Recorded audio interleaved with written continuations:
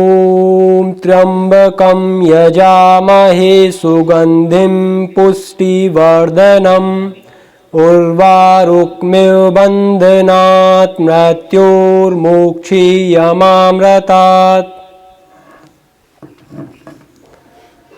आज भगवान महादेव शिव जो कि इस धरती पर एक उत्कृष्ट सर्वोत्कृष्ट भगवान श्री राम भगवान श्री कृष्ण के समतुल्य एक महान राजा हुए हैं, उनको आज उन्हीं के नाम से महाशिवरात्रि मनाई जाती है। आज हमारे महर्षि स्वामी दयानंद सरस्वती जिनके सानिध्य में हम यहाँ पर सभी लोग बैठे हैं, आज उनका बोध दिवस है। और जो आज हमारे समक्ष हमारे आचार्य जी विराजमान हैं, आज उनका भी संकल्प दिवस है। इन सभी महापुरुषों को प्रणाम करते हुए मैं अपने कुछ शब्द आपके समक्ष व्यक्त करूंगा। परमेश्वर मुझे शक्ति और सामर्थ्य दे। आज हमारे देश की बहुत गंभीर स्थिति है। हमारे देश में जो लोग सेवा के लिए चुने गए थे, राजनीति में प्रतिष्ठित किए गए थे समाज की सेवा और व्यवस्था के लिए, वो अपने देश के साथ बहुत गद्दारी कर रहे हैं। अपने परिवार अपने कुटुंब को सहेजते हुए अपने आप को उन्नत करते चले जा रहे हैं। आज अपने देश की किसी भी स्थिति में अपनी चिकित्सा, अपनी शिक्षा, अपनी न्याय व्यवस्था, किसी भी स्तर पर हम ना तो स्वावलंबी हैं और ना हम ये कह सकते हैं कि हम स्वयं अपने घर में भी स्वावलंबी हैं, ना तो देश के स्तर पर, ना समाज के स्तर पर, ना पारिवारिक जीवन में। इन सभी समस्याओं को देखते हुए हम प्रयासरत हैं। आचार्य जी ने द वैदिक रश्मि थ्योरी इसको प्रतिपादित किया है वेदों से। वेद के ब्राह्मण ग्रंथ ऐत्रेय ब्राह्मण का साइंटिफिक इंटरप्रिटेशन करने के बाद इस वृद्ध ग्रंथ की व्याख्या में वैदिक रश्मि थ्योरी को दिया है। इसके माध्यम से इसको अपना जड़, इसको अपना मूल बनाकर हम अपने आने वाले जीवन की पूरी रूपरेखा रख रहे हैं। आने वाले भविष्य में अपने देश की राज व्यवस्था, अपने देश की न्याय व्यवस्था, शिक्षा व्यवस्था, इन सबको परिवर्तित करने के लिए, पूर्णतः परिवर्तित कर वैदिक संस्कृति को स्थापित करना और अपने ऋषि महर्षियों का जो उच्च विचार, उत्कृष्ट जीवन जो कभी हुआ करता था, उसको पुनः स्थापित करने के लिए हम प्रयासरत हैं। लेकिन अभी हम इस कार्य में लगे हुए हैं, अपने साथ काफ़ी लोग हैं, बावजूद उसके सभी लोग अपने शरीर से जुड़े हुए हैं कुछ मानसिक स्तर पर, लेकिन आत्मिक बल के साथ कोई भी व्यक्ति समाज में नहीं लगा हुआ। कोई व्यक्ति समाज में कार्य कर रहा है, लेकिन उसके पीछे कुछ ना कुछ उसका स्वार्थ है, चाहे वो समाज में प्रतिष्ठा चाहता हो, धन दौलत चाहता हो, या उस मार्ग से निकलते हुए अपना पथ प्रदर्शन अपने स्वार्थ की पूर्ति के लिए करना चाहता है। हमारे समाज की स्थिति आज बहुत दयनीय है। सबसे पहले अगर हम चर्चा करें कि अपने देश की शिक्षा व्यवस्था कैसी है, मैंने अपनी पढ़ाई लगभग 12वीं क्लास तक, 12वीं कक्षा तक तो अपने गांव के पास एक स्कूल में की। 12वीं class Indira Gandhi inter college एक अपने गांव के पास है, लगभग 10-12 किलोमीटर दूर, वहाँ पढ़ा। उसके बाद मैं अपना थोड़ा आगे पढ़ाई करने के लिए कोटा चला गया। उसके बाद और थोड़ी पढ़ाई की, बीटेक वगैरह के लिए मैं गया।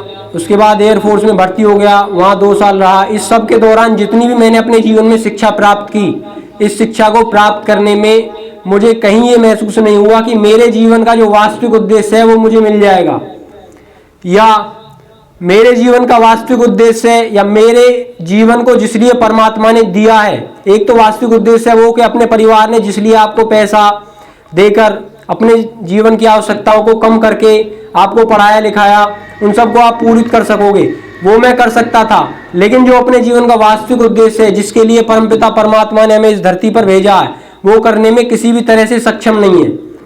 आज हम अपने जीवन को दूसरे के सापेक्ष व्यतीत कर रहे हैं। अपने जीवन का कोई स्वतंत्र उद्देश्य, स्वतंत्र विचार से पोषित नहीं है।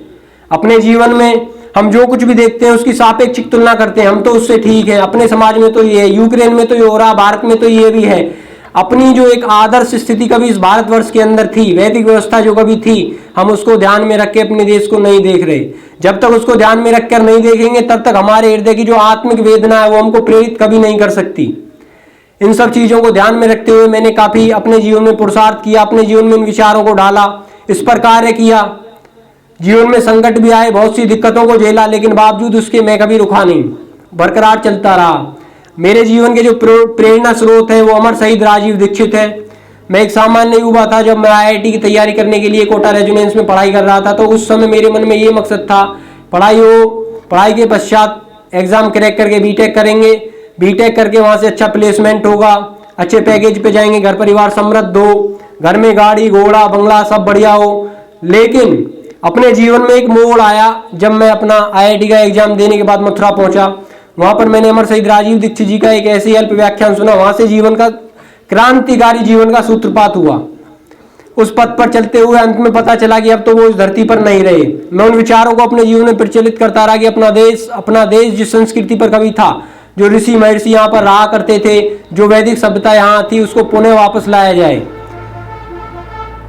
इसी तरह जब मैं राजीव दीक्षित जी के या इस तरह के क्रांतिकारी विचारों को सुना करता था, तो अपने गुरुजी आचार्य अग्निव्रत नैष्टिक जी की एक दो वीडियो किसी तरीके से मेरे पास आई। वो समय तो मुझे ध्यान नहीं है ना, वो स्थिति ध्यान है किस तरीके से मैंने देखी, लेकिन मैंने देखी तब अपने जीवन में लगा कि जो कार्य कभी अमर शहीद राजीव दीक्षित अधूरा छोड़कर गए हैं, उसको पूर्णता पूरी जो उसकी जड़ जहां से थी और अंत जहां उसका होगा, उस कार्य को कहीं साकार किया जा रहा है।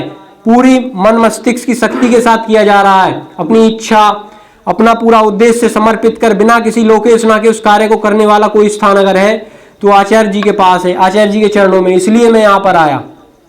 अभी जीवन में बहुत कुछ करना है, अभी तो जीवन की शुरुआत है। आचार्य जी के पास रह के निरंतर सीखने का प्रयास कर रहे हैं और आगे भी ज्ञान बहुत अर्जित करना है। इसलिए यहाँ पर आने का मुख्य उद्देश्य है अपने जीवन में इस ज्ञान को अर्जित कर अपने देश के कोने कोने में, गांव गांव में, गली गली में जाना, देश के युवाओं को जागृत करना है कि अब सोने की अवस्था नहीं है। मैं आपके सामने आज खड़ा हूं, मैं भी अपने घर में रहकर अपने माता पिता को पैसे से, धेले से, हर तरीके से समृद्ध कर सकता था। गाँव में मैं आपको इसलिए नहीं बता रहा कि मेरी बढ़ाई है या मैंने ऐसा कुछ किया, केवल आपको इसलिए बता रहा हूं कि अगर मैं अपने घर पे रहता तो केवल अपने घर को समृद्ध करता और शायद मेरे मन में जो ईर्षा भाव, मेरे मन में जो अपनी प्रसिद्धि को लेकर जो भावनाएं उत्पन्न होती, समाज में असमानता तो पैदा कर सकती थी, लेकिन समाज के लिए कोई सेवा भाव में कभी नहीं दे सकता था। इसलिए मैंने सर्वप्रथम अपने जीवन में त्याग का रास्ता चुनने का प्रयास किया कि अगर इस रास्ते पर मैं जाऊंगा तो अपने घर वालों को, अपने को तो कुछ कष्ट होगा, लेकिन अपने देश के लिए कुछ बड़ा कार्य हो सकता है। क्योंकि लाखों लोग इस धरती पर आते हैं, करोड़ों आज भी जी रहे हैं। 8 अरब इस देश की, इस विश्व की जनसंख्या, जिसमें हमारे देश की जनसंख्या 1.5 अरब है, उनमें कितने लोग ऐसे हैं कि जो आज पूर्ण स्वस्थ है, मानसिक, आत्मिक, हर तरीके से स्वस्थ है? कोई भी नहीं है। सब अपने जीवन को धक्का दे रहे हैं।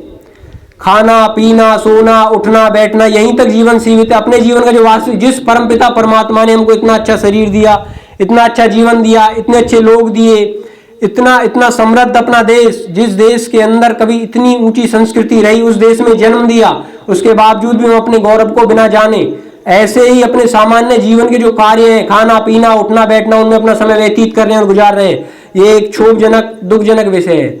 लेकिन लोग क्या आज के हमारे जीवन के जो प्रबुद्ध लोग कहे जाते हैं, जो समाज में अपना स्थायित्व बनाए हुए हैं, जिनको हम अपने जीवन में आदर समझते हैं, बड़े बड़े मोटिवेशनल स्पीकर, हर एक व्यक्ति जो दूसरों को प्रेरणा देने का कार्य कर रहा है, उसका अपना जीवन स्वयं पतित है। वो जिस समय किसी प्लेटफॉर्म पर, कभी किसी भी स्थान पर आता है और अपने आप को रिप्रेजेंट करता, अपने आप को उपस्थित कर किसी को बताता है, उस समय वो बहुत मीठी, बहुत अच्छी, बहुत प्रभावित वाणी बोलता है। लेकिन उसके वास्तविक जीवन को आप देखें, एकदम बेकार, एकदम नीरस, कोई मतलब नहीं है उनका, क्योंकि उनका प्रत्येक कार्य अपने स्वार्थ के लिए। मोटिवेट भी अगर वो किसी को करें, मोटिवेशन भी अगर किसी को दे रहे हैं, तो उनके जीवन का एकमात्र मकसद है इससे पैसा, अपनी लोकेशन, अपना नाम समाज में। लेकिन किसी व्यक्ति का ये मकसद नहीं है कि अपने देश के युवाओं को सच्चा पंडित राम प्रसाद बिस्मिल जैसा अजय प्रजन्म ब्रह्मचारी बनाया जाए। किसी के अंदर ये सामर्थ्य नहीं है। पंडित राम प्रसाद बिस्मिल, पंडित चंद्रशेखर आजाद, भगत सिंह, जो मेरी आज उम्र है, 11 जनवरी को 23 साल उम्र मेरी हो गई, किसी के अंदर इतनी सामर्थ्य नहीं है कि उनको उस पथ पर चलाए। आज जो जितनी उम्र मेरी है, उस समय में कभी भगत सिंह ने अपने जीवन का बलिदान कर दिया। 23 साल की उम्र में उनकी माता विद्यावती, उनके पिताजी किशन सिंह, उनके दादाजी अर्जुन सिंह, पिताजी के भाई अजीत सिंह, स्वर्ण सिंह, सभी का एकमात्र सपना था कि अपना घर परिवार जैसे गुरु गोविंद सिंह के समय से देश की सेवा में समर्पित है, उसी तरीके से समर्पित रहे। वे सिख थे, उसके बावजूद महर्षि स्वामी दयानंद सरस्वती के जो संस्कार थे, महर्षि स्वामी दयानंद सरस्वती की जो शिक्षाएं थी, उनको पूर्ण रूप से अपने जीवन में पालन करते हुए वो एक आदर्श आर्य समाजी थे। भगत सिंह का पूरा परिवार, भगत सिंह भी स्वयं, बताया जाता है कि भगत सिंह नास्तिक थे। अंत समय में जब व्यक्ति के ऊपर विपदाएं बहुत ज्यादा आ जाती हैं, अपने जीवन में संकट झेलता है, तो उसे भी कई बार ये अपने जीवन में प्रश्न उठता है कि क्या वास्तव में ईश्वर की सत्ता है या नहीं। महर्षि स्वामी दयानंद सरस्वती भी जब गाय को इस देश में कटता हुआ देख रहे हैं तो उनके मन में भी ये विचार आ रहा है कि हे परमेश्वर, तेरी दया तेरी करुणा कहाँ गई, जिन प्राणियों को तू ऐसे ही कटने दे रहा है, तेरी जो न्याय व्यवस्था उसका क्या हुआ। तो हर एक व्यक्ति, अधिक से अधिक व्यक्ति भी परिस्थितियों के सामने आकर परेशान हो सकता है, झुक सकता है, लेकिन इसका मतलब वो नहीं है कि ईश्वर नहीं है या अपने जीवन में कुछ नहीं। आज हमारे समाज के लोग भगत सिंह का प्रयोग इसलिए तो करते हैं कि देश के नौजवानों को किसी भी तरीके से नास्तिक बनाया जाए, नास्तिक के पद पर ले जाया जाए। ये बताते हैं कि भगत सिंह नास्तिक थे तो हम क्यों नहीं, लेकिन कभी ये नहीं बताते कि वही भगत सिंह, माँ भारती का वही सपूत, विद्यावती का वही पुत्र जो अपने देश के लिए, अपनी मातृभूमि के लिए, अपनी जन्मभूमि के लिए अपना सर्वस्व समर्पित करते हुए जनवरी फरवरी के महीने में, जिस समय अभी तो अपने उत्तर प्रदेश में अपने बिहार जो आसपास का इलाका कितनी ठंड पड़ती है, तो लाहौर में कितनी ठंड पड़ती थी उस समय, फरवरी के माह में जब भगत सिंह के ऊपर कोड़े बरसाए जाते थे, कमर छिल जाती, उसके बाद नमक मला जाता, ये सब स्थितियां उनके साथ गुजरती, लेकिन कभी उन्होंने माफी नहीं मांगी, एक शब्द नहीं बोला। भगवान श्री राम के समय से जिस तरह रघुकुल रीत सदा चली आई, प्राण जाए पर वचन न जाए, इसको पालन करते हुए पंडित चंद्रशेखर आजाद अल्फ्रेड पार्क के अंदर एक शेर की भांति अपने जीवन को बलिदान कर गए इस मातृभूमि पर। भगत सिंह, चंद्रशेखर आजाद, पंडित राम प्रसाद बिस्मिल, ये सारे के सारे ब्रह्मचारी अपने जीवन में सब कुछ करके चले गए। इनके जीवन में ना तो अपने लिए कुछ पाने की इच्छा थी, एकमात्र केवल एक उद्देश्य था कि अपना देश स्वतंत्र हो। आज मैं यहाँ बोल रहा हूँ, आप लोग सुन रहे हैं, आप आए हैं, ये हमको स्वतंत्रता दिखाई देती है, लेकिन जो वास्तविक स्वतंत्रता है, जो बौद्धिक दासता है, जिसके ऊपर आचार्य जी अक्सर बोलते रहते हैं और अधिकतर यहाँ से जो व्याख्यान प्रसारित होते हैं उनका मूल जो है वो है बौद्धिक दासता। लॉर्ड मैकॉले, इनकी जो दास्ता हमारे मस्तिष्क में अभी तक बैठी हुई है उसको हम नहीं निकाल पा रहे। आज हम जिस भी स्थिति में है, अपनी ना भूषा, अपनी ना भेषज, अभी मैंने ये कपड़े पहने हुए हैं, आप भी ये कपड़े पहने हुए हैं जो अपने देश की संस्कृति है, जिनने पहन रखे हैं। अभी हमारे ही बीच में कुछ लोग ऐसे उदय होते हैं जो ये कहते हैं कि अब तो जमाना बदल गया, माने उनके जमाने बदल गए तो आप अपनी संस्कृति को बदल दो, उनकी ये विचारधारा है। माने अब अपनी संस्कृति पर गर्व करने का कोई भी किसी व्यक्ति के पास ऐसा स्थान या ऐसा विकल्प नहीं है जिसको ये सोचकर गर्व कर सके कि मैं एक समृद्ध हूं, अपने आप में कुछ भी ना होते हुए तो मेरे पास एक वैचारिक संपत्ति है। ऐसा कोई व्यक्ति समाज में दिखाई नहीं देता। बड़े से बड़ा व्यक्ति, ऊंचे विचारों को रखने वाला व्यक्ति भी कोट पैंट आदि में दिखाई देता है। जो व्यक्ति नहीं जानते उनकी तो बात अलग है, लेकिन जिन व्यक्तियों को समझ है, राष्ट्र को जानते हैं, महर्षि स्वामी दयानंद को जानते हैं, जिन्होंने ये बोला था कि भाई तुम अंग्रेजों को देखो, 150 साल से ज्यादा इस देश में हो गए, लेकिन उन्होंने अभी भी इस गर्म देश के अंदर, समशीतोष्ण जलवायु के देश में अपनी वेशभूषा नहीं छोड़ी। लेकिन आज हमारे देश के अंदर महर्षि स्वामी दयानंद को मानने वाले, उसके अतिरिक्त और भी प्रबुद्ध बुद्धिजीवी, आत्मविस्मृति की ऐसी अवस्था उनके अंदर आ चुकी है कि बोलने में है लेकिन करने में नहीं है। माने जो आचार्य जी ने कल स्वाहा का अर्थ बताया था कि आत्मा से बोलो, आत्मा से कोई नहीं बोल रहा, मुंह से अच्छे अच्छे व्याख्यान सब दे रहे, अपने जीवन में नहीं उतरता। संकट हमारे सामने आते हैं, प्रश्न हमारे सामने भी खड़ा होता है, हमारे को भी लगता है कि भाई हम जो कर रहे हैं क्या वो वास्तव में सही है, क्या हमें समाज के हिसाब से नहीं बदलना चाहिए, बदलना चाहिए। लेकिन जो बदलाव हमारे द्वारा, हमारी संस्कृति द्वारा पोषित हो, लेकिन हम किसी भी शिकारी द्वारा किए गए शिकार का हिस्सा बन जाएं, ये मंजूर नहीं होना चाहिए। बशर्ते ये होना चाहिए कि समाज के भले के लिए शिकारी हम बने। लोगों को शिकारी शब्द अच्छा नहीं है, लेकिन उसके बावजूद भी आज हमारे देश, हमारी संस्कृति को खाने के लिए बड़े बड़े लोग ये आ रहे नहीं है। ये लोग, ये संस्कृति ज्यादा पुरानी नहीं है। शंकराचार्य तो अपनी ऐसे जाने कितने वक्तव्य, कितने इतिहास को प्रक्षिप्त किया जा रहा है, लेकिन उसके बावजूद भी अपने देश की जनता, अपने आपस के लोग एक दूसरे से लड़ रहे हैं, लेकिन इस स्थिति को नहीं समझ रहे। आप में से कितने लोग होंगे जो यहाँ पर सुनेंगे, लेकिन किसी की इतनी क्षमता नहीं है, हो तो बहुत अच्छी बात है, लेकिन फिर भी नहीं है कि जो अपने बेटे से ये कहे कि बेटा भगत सिंह तुम्हें बनना है। क्यों? क्योंकि वो जानता है कि अगर ये भगत सिंह बना तो मेरा अपना कुछ नहीं रहेगा, मेरे परिवार के लिए नहीं रहेगा। समाज के लोग ताना देंगे कि तेरा बेटा क्या कर गया, तुझे कुछ नहीं मिला। तो इस तरह की स्थिति आज हमारे सामने, समाज की बड़ी दयनीय स्थिति है। हर क्षेत्र में आज गौ माता कट रही है। न्याय व्यवस्था, शिक्षा व्यवस्था के आंकड़ों पर आप ध्यान दें। नीति आयोग की रिपोर्ट 2021-22 और 2020 के हिसाब से देखें, हमारे देश के अंदर लगभग जो पेट के रोगी हैं उनकी संख्या 20 करोड़ से ज्यादा है। जो लीवर के रोगी हैं, पेट में सारे रोग आ गए, लीवर, विशेष लीवर में, उनकी संख्या और भी ज्यादा है। हमारे देश के अंदर किडनी के रोगी लगभग 13 करोड़ से ज्यादा हैं। हमारे देश के अंदर आंखों के रोगी 17 करोड़ से। इस तरह के आंकड़े हमारे देश के अंदर मिलते हैं, जिस देश के अंदर आयुर्वेद जन्मा है, जहां से अंग्रेजों ने शिक्षा पद्धति, जहां से अंग्रेजों ने आयुर्वेद से अपनी जो मेडिकल की पूरी व्यवस्था है हिपोक्रेटिक मेडिसिनल सिस्टम, उसको डेवलप किया, उस देश की आज ये व्यवस्था है। न्याय व्यवस्था हमारे देश के अंदर आज भी सुप्रीम कोर्ट से लेकर लोअर कोर्ट तक जितने भी नीचे कोर्ट है सभी के अंदर इतने मुकदमे अभी दायर हैं, पिछले 50 साल पुराने भी। व्यक्ति मर गया, प्रतिवादी मर गया, वादी मर गया, लेकिन वो मुकदमे आज भी चल रहे हैं। अगर कुल मुकदमों की संख्या का आंकड़ा सरकार के हिसाब से देखें तो 44 बिलियन मुकदमे अभी हमारे पूरे ऊपर से नीचे तक कोर्ट में, 73,000 मुकदमे इस समय हमारे सुप्रीम कोर्ट में है जिनके ऊपर अभी फैसला नहीं है। अगर औसत के हिसाब से भी देखा जाए तो एक मुकदमे को हल करने में नीचे से ऊपर तक उनका औसत लिया जाए, सारे जितने भी हमारे मुकदमे अभी तक हैं उनका औसत लिया जाए तो 122 दिन से 133 दिन लगते हैं एक मुकदमे को हल करने में, सुप्रीम कोर्ट से नीचे तक के कोर्ट का औसत लेकर मैं बता रहा हूं। तो ये स्थिति हमारे देश की आज है।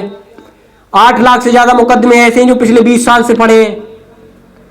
तो ऐसी स्थिति है, ना तो न्याय है, ना शिक्षा है, ना व्यवस्था है, ना वैदिक संस्कृति है, ना सभ्यता है। ये आज हमारे देश की पतित स्थिति है। मोदी जी, योगी जी बहुत अच्छा कर रहे हैं, लेकिन सापेक्षिक जीवन है। मोदी जी भी अपना जो कार्य कर रहे हैं वो कांग्रेस के हिसाब से करते हैं, योगी जी उनसे बहुत अच्छा कर रहे हैं, लेकिन हर व्यक्ति का जीवन सापेक्षिक है। आज हमारे देश के अंदर हमारे जो मुख्यमंत्री हैं आदित्यनाथ योगी, उन्होंने बहुत उत्कृष्ट कार्य किया। इलाहाबाद का नाम बदल दिया, प्रयागराज कर दिया। ये इतनी ज्यादा खुशी का विषय जिसका वो जो जिन मुसलमानों ने हमको मारा पीटा, बहन बेटियों के साथ बलात्कार किया, उन्हीं लोगों ने आज हमारे देश में इतनी पकड़ बना रखी है कि दिल्ली आए तो वहां पर आंदोलन, महिलाएं उतर जाती हैं। हमारे घर की महिलाएं, हिंदुओं की महिलाएं इतनी शर्म वाली हैं कि अपने घर से निकलने में उन्हें शर्म महसूस होती है, लेकिन पूरी दिल्ली को भर देती हैं मुस्लिम महिलाएं। तो ये स्थिति आज हमारे देश में आजादी के 75 साल बाद। लेकिन हमारे आदित्यनाथ योगी जी ने एक नाम बदला, लेकिन हमें ये चीज देखना चाहिए, खुश होने का विषय है, बहुत अच्छा कार्य है। और ये उनकी कम नसीबी है कि वो एक ही नाम बदल पाए, एक एक करके ही बदल पाए। लेकिन इस देश के अंदर मुसलमानों के नाम पर और अंग्रेजों के जाने कितने नाम, सड़कें, बड़े बड़े कॉलेज, बड़ी बड़ी यूनिवर्सिटी, ऑडिटोरियम, हॉल्स, जाने क्या क्या आज भी ऐसे कैसे ना। अल्फ हमारे देश के अंदर जो ये कॉर्नेशन पार्क दिल्ली के अंदर है, इसके अंदर कितनी अंग्रेजों की मूर्तियां हैं। बंबई, पुणे, जाने कितने ऐसे हमारे बड़े बड़े रेलवे स्टेशन, हवाई अड्डे जिनके अंदर मूर्तियां अभी अंग्रेजों की ज्यादा हमारे शहीदों की तुलना में। तो मेरा कहने का मतलब यह है कि हर व्यक्ति कार्य कर रहा है, लेकिन वो सापेक्षिक कर रहा है, वो देख रहा है कि ये कितना कर रहा है, इससे मैं कितना ज्यादा कर रहा हूं। लेकिन हमको तब तक शांत नहीं रहना जब तक हमको पूर्ण स्वतंत्रता, अपनी पूर्ण वैदिक सभ्यता और अपने ऋषि मुनियों की जो एक पराकाष्ठा थी उसकी तरफ जब तक हम चलने का अपने आत्मिक बल को उतना नहीं बढ़ाकर प्रयास करेंगे तब तक कुछ नहीं हो सकता। इन्हीं परिस्थितियों में रहते हुए मैं जब एयरफोर्स में था उस समय मेरे अंदर ये विचार प्रज्वलित हुआ करते थे। साझा करने के लिए ज्यादा लोग नहीं थे, लेकिन मेरे कुछ प्रिय मित्र जो मेरे विचारों से सहमत रहते उनके साथ बातचीत हुआ करती। उसी समय जब कोई नहीं रहता तो मैं अपने विचार लिखा करता। तो उसी दौरान मैंने एक कविता भी लिखी है, वो मैं आपको सुनाना चाहता हूँ। बहुत अच्छी तो नहीं, अपने जीवन की पहली कविता है, पहली कुछ पंक्तियां लिखी हैं, तो मैं आपके सामने वो पेश करना चाहता हूँ। लगभग 50-54 होंगी।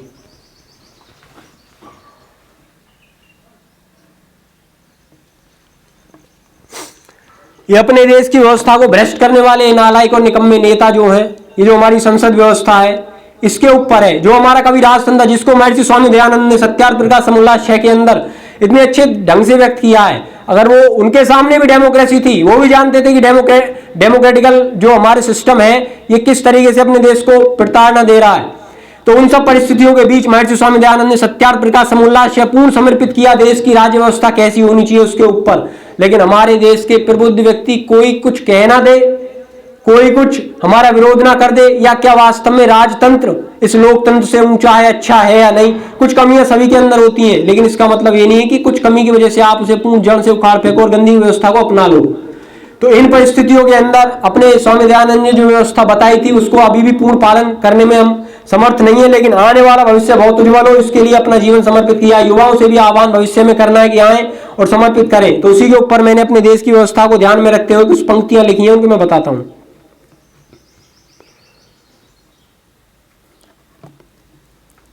अंग्रेजियत की मानसिक गुलामी से पदाक्रांत भारत, ये नेताओं के ऊपर है। अभी मैंने कई नेताओं को देखा था, कई तो ऐसे एक दूसरे के ऊपर जूते तक बरसा देते हैं। ऐसे हैं हमारे देश के अंदर नेता जो एक दूसरे के ऊपर जूते तक बरसा देते हैं, लेकिन समाज में सभाओं में इतने उत्कृष्ट भाषण देते हैं कि उनसे अच्छा पुरुष कोई है ही नहीं। लेकिन स्वयं का आचरण उनका स्वयं का देखा जाए तो बोली में कुछ है और करने में कुछ है।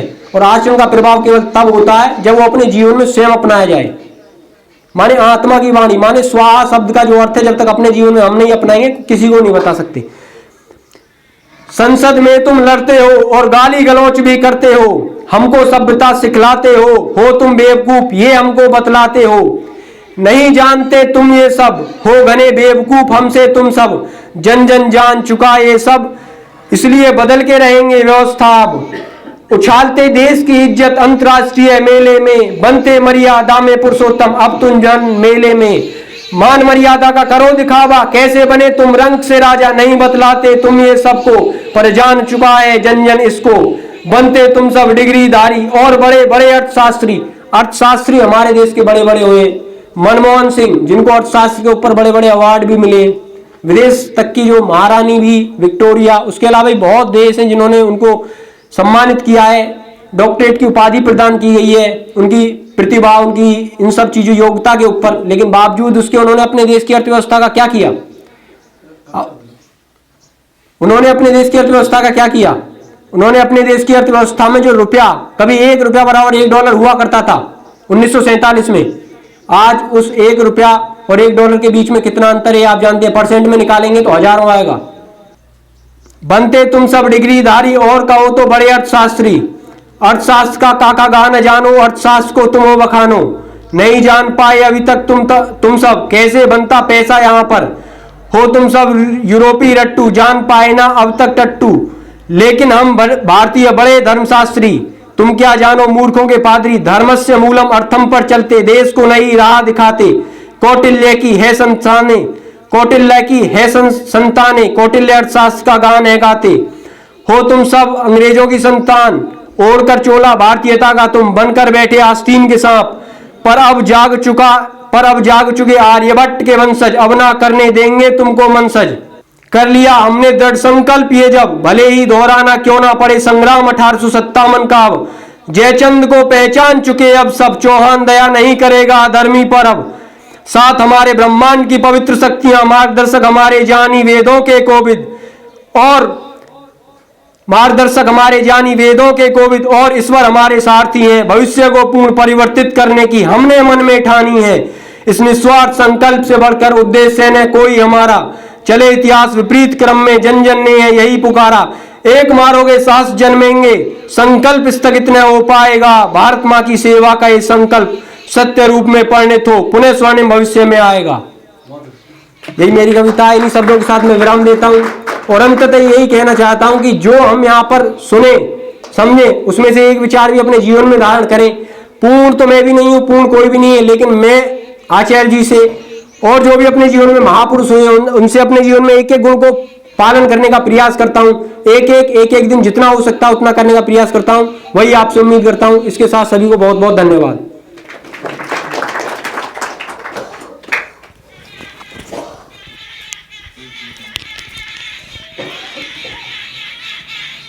भाई श्रवण आर्य जी ने बड़ी ओजपूर्ण वाणी में हमारे सामने अपने विचार प्रस्तुत किए। हमारी संस्कृति के विषय में और सभ्यता के विषय में, शिक्षा व्यवस्था के विषय में इन्होंने अपने विचार रखे। वास्तव में जो हमारी प्राचीन संस्कृति थी वो विश्व के द्वारा वर्णनीय संस्कृति रही है। वेद में भी कहा है, सा प्रथमा संस्कृतिर विश्ववारा, वह विश्व के द्वारा वर्ण करने योग्य पहली संस्कृति थी। और मैथिली शरण गुप्त जी भी इस विषय में लिखते हैं, संसार को पहले हमी ने ज्ञान शिक्षा दान दी, आचार की, व्यवहार की, व्यापार की, विज्ञान की। अर्थात इस संसार को, इस दुनिया को, संपूर्ण भूमंडल को सबसे पहले हमी ने अर्थात आर्य लोगों ने ही ज्ञान विज्ञान की शिक्षा दी, व्यवहार की शिक्षा दी, व्यापार की शिक्षा दी। लेकिन आज शिक्षा व्यवस्था का शीर्षासन हो चुका है। पहली शिक्षा व्यवस्था का मुख्य उद्देश्य होता था मोक्ष प्राप्ति, अच्छे संस्कार प्राप्त करना, उसके बाद था योग्यता अर्जित करना, उसके बाद था आजीविका प्राप्त करना। लेकिन आज उल्टा हो गया है। सबसे पहले हम धन अर्जित करते हैं, उसके बाद योग्यता देखते हैं, उसके बाद संस्कार देखते हैं, और ईश्वर प्राप्ति तो दूर दूर तक भी नज़र नहीं आ रही है। अभी हम सब प्रयासरत हैं और भी बहुत से लोग लगे हुए हैं, ब्रह्मचारी वर्ग लगा हुआ है इस कार्य के लिए। देखिए, संसार में 3 तरह के व्यक्ति होते हैं। इस विषय में भर्तृहरि हरि जी कहते हैं, प्रारभ्यते न खलु विघ्न भयेन नीचैः। कुछ लोग ऐसे होते हैं जो विघ्नों के भय से, बाधाओं के डर से किसी कार्य को शुरू नहीं करते हैं। और दूसरे लोग होते हैं मध्यम श्रेणी के, प्रारभ्य विघ्न विहता विरमन्ति मध्या, जो किसी कार्य को शुरू तो कर लेते हैं लेकिन उसके बीच में बाधाएं आती हैं तो वो उस कार्य को मध्य में ही छोड़ देते हैं। वो मध्यम कोटि के लोग होते हैं। अब तीसरी श्रेणी के लोग, उत्तम श्रेणी के लोग वो होते हैं, विघ्नैः पुनः पुनः प्रतिहन्यमाना प्रारभ्य चोत्तम जनाः न परित्यजन्ति। विघ्नों के द्वारा, बाधाओं के द्वारा बार बार प्रताड़ित किए जाने पर भी जो अपने अच्छे कार्य को, श्रेष्ठ कार्य को नहीं छोड़ते हैं, वे उत्तम जन होते हैं। और हम सभी ऐसा बनने का प्रयास करें।